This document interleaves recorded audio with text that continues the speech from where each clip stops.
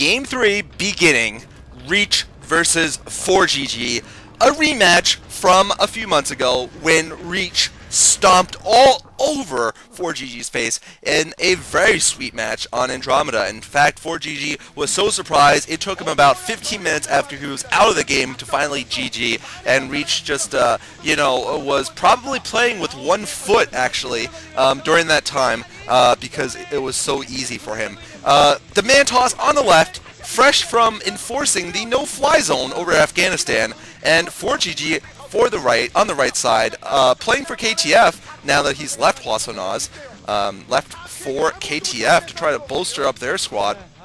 But just look at the intensity on the Mantos' face. I mean, seriously, the Mantos, 1-0 lifetime record against ForGG. He's going to be playing a Protoss versus Terran here, of course, for those of you who don't know. And this is going to be just a great game, I think. I mean, Reach, unfortunately, did not make it into the next stage of the MSL. Like I said, he was called off to help rescue that captain from the Pirates. But, you know, he's still just rocking the Protoss versus Terran. I mean, the last commentary I did was of him rocking one. Granted, it was much newbier, perhaps, than ForGG is. Some guy called End, who met his end at Reach's hands. But, you know, we'll see what happens now. And I am just very excited to watch this game. The Mantos, of course, is always exciting to watch. And he's going to be playing on the completely new map, Heartbreak Ridge, which is a bizarre-looking map that I can't even really explain. There's a lot of hills that go up and down the middle, and yeah, your natural expansion is very shellable by the Terran player. Basically, I think it's a very pro-Terran map. You have a ledge overlooking your natural. There's even a ledge overlooking part of your main base. I think a tank can actually shell one of your mineral patches from outside your main, which would be very, very good for the Terran players. And I'm not exactly positive about that, but I know obviously that your natural expansion is legible, as I like to call it. So notice how all these men and women are coming to watch Reach's game, of course. The people who watch Reach's games are have game themselves, as you can see from the guys with attractive Korean girls under their arms. They like to learn lessons from the Mantos. In Korea, actually, GQ magazine is actually called Man Magazine, and that's what the Korean GQ is, and Reach is actually the editor. He is actually a very literate person too, in addition to being incredibly manly. So looks like a barracks also going up for ForGG. ForGG lost very badly against Reach, I gotta say, on that game in Andromeda. I mean, Reach just went for a ridiculous number of expansions, like he often does when he doesn't fear you. I mean, he will just go and double expand. It's a standard almost. It's basically, if you don't have the cojones to move out and actually do some damage, if you're just going to play boring expansion Terran, Reach is going to just triple expand, quadruple expand. He's going to set up an expansion on a map that he's not even playing. Like, Reach will actually bring some probes to Blue Storm and build a Nexus in preparation for playing the next game. That's what he'll do. He'll build that many Nexuses. And don't ask me how to get to Blue Storm from this map, because I'm not going to tell you, but Reach can do that. So anyway, it looks like a couple of Marines are going to come out here. There is a very narrow choke point leading to ForGG's base. That's going to benefit the Terran player a little bit in the early game. It might benefit Reach later on, because it will be easier to block off that narrow little choke against any vultures that might come. Reach looks like he's gone for a fast 2-gate here. It's going to be some early pressure here coming from Reach. He's not going to necessarily go for a fast expand. I don't think he will. Probably going to get range and try to put on some pressure. Force ForGG to slow down if he's going to expand, if he's thinking about expanding quickly. Looks like ForGG is going to spot this right now. SCV getting in. He's going to see nothing out of the ordinary so far, and I don't see anything out of the ordinary either.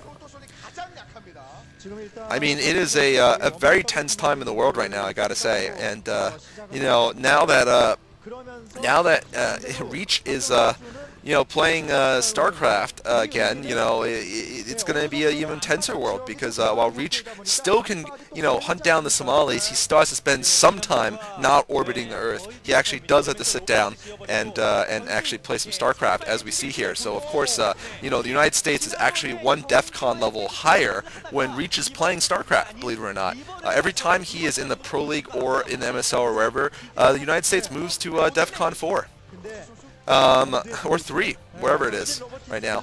Reach is going for a proxy. Okay, I thought that was just a spotting pylon, but it's actually a proxy slash hidden robotics facility right in the middle of the map. Very ballsy there by Reach. I don't know exactly the architecture of the map, if it's natural for a Terran to go there just by, right-clicking Reach's base with an SCV, but if he spots that, he's going to be in big trouble. Reach is going to be in big trouble.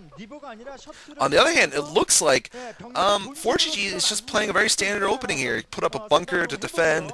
I don't see that many forces for him, and he's not going to spot it, in fact, because he went to scout the upper left, and he's just totally not going to spot this.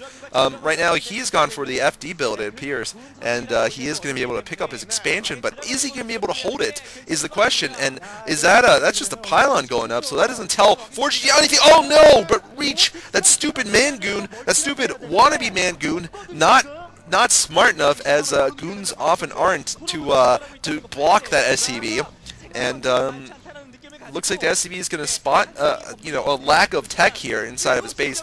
Now the problem is for ForGG is that he didn't get all the way south, so he doesn't know necessarily that Reach has other tech somewhere. So he just is still relatively in the dark. He's getting his engineering bay now. This is going to be a race here. Is he going to have enough turrets up, or is Reach just going to send a Man Reaver barreling into that base? Worm-like tanks, as the Stars and Stripes newspaper of the U.S. military said. That is what is going inside of ForGG's base in about 20 seconds. And Reach the Mantos about to lay some harm here.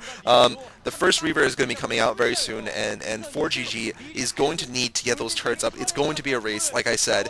ForGG, of course, doing the right thing himself. We can't discredit his play at all so far this game. It's been spot on with his timing. I mean, pushing out with his Siege Fast Expand, and now he is doing the right thing probably by getting turrets up. He needs to get these turrets up to help his tanks defend. Transferring some SCVs, and Reach is going to have 2 Man-Lots and 1 Man Reaver, and it is going to be a classic fight here. This is a classic Reaver harass fight here against an expansion Terran. Reach has also gone for a expansion of his own at his natural, but he is going to be far behind if he can't inflict massive amounts of damage. Right now he is going to need to do that. Looks like he's been spotted. Is he going to go for the main right now? He probably has. Yeah, he is going to go right for it. Looks like he's going to drop the Zealot down. Perfect timing there, of course, as usual. And Reach is going to take down that first tank. And there's 2 more tanks coming up. But looks like ForGG's 1 turret is about to go down, and ForGG is in huge trouble right now. ForGG trying to